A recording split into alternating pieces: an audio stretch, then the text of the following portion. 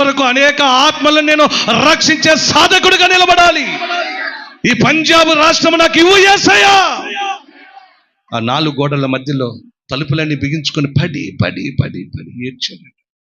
ఒక ఆత్మ కూడా ఎందుకు రక్షించబడట్లేదు? సువార్త చెప్పిన ఎందుకు నీ తట్టు తిరగలేకపోతున్నారు, నేను ఎందుకు తిప్పలేకపోతున్నాను యేసయ్యా అని పడి పడి పడి ఏడ్చి ఏడ్చి ఏడ్చి అనారోగ్య పాలైపోయాడు. హాస్పిటల్కి తీసుకెళ్ళారండి అతన్ని. హాస్పిటల్కి తీసుకుని వెళ్తే హాస్పిటల్లో డాక్టర్ చెక్ చేసి ఆశ్చర్యపడ్డాడు. డాక్టర్ చెక్ చేసినటువంటి డాక్టరే ఆశ్చర్యపడ్డాడు.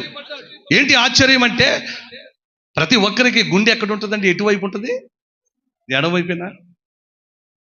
చెప్పండి, అనుమానం ఎవరికైనా?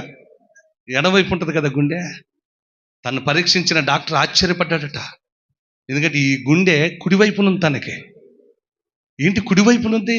పుట్టుకతోనే ఎలా ఉన్నాడా అని ఇంకా పరీక్షలు చేశాడట. కానీ పుట్టుకతో అలా లేదు అతనికి, ఎడమవైపే ఉంది.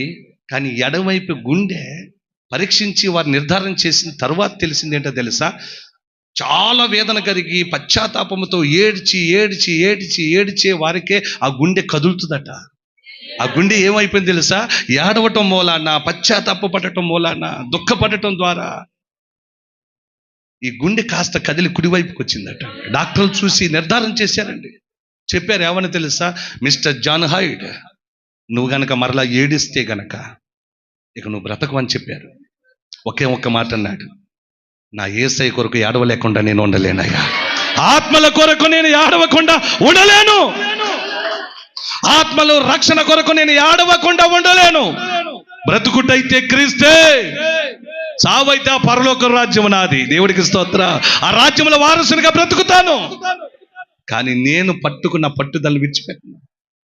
ఒక వ్యక్తులు కూడా మారకుండా నేను వదిలే ప్రసక్తే లేదు నాకు అని ఏడవటం మొదలు పెట్టాడు. డాక్టర్ చెప్పారు ఏడిస్తే చచ్చిపోతావని. ఆఖరికి చనిపోయాడు. అనుకోవచ్చు ఎంతమంది రక్షించాడండి పాపం ఆయన? ఎంతమంది రక్షించాడండి? నేను చెప్తాను, మనిషి ప్రాణం పోతుందేమో కానీ ప్రార్థనకు చావు లేదు. మనిషికి చావు ఉంది. మనిషి కనుమరుగైపోతాడు, కానీ చేసిన ప్రార్థనకు చావు ఉంటుందా? ఉంటుందా? ఆ పంజాబ్ రాష్ట్రం నాకు కావాలని ప్రార్థన చేశాడే.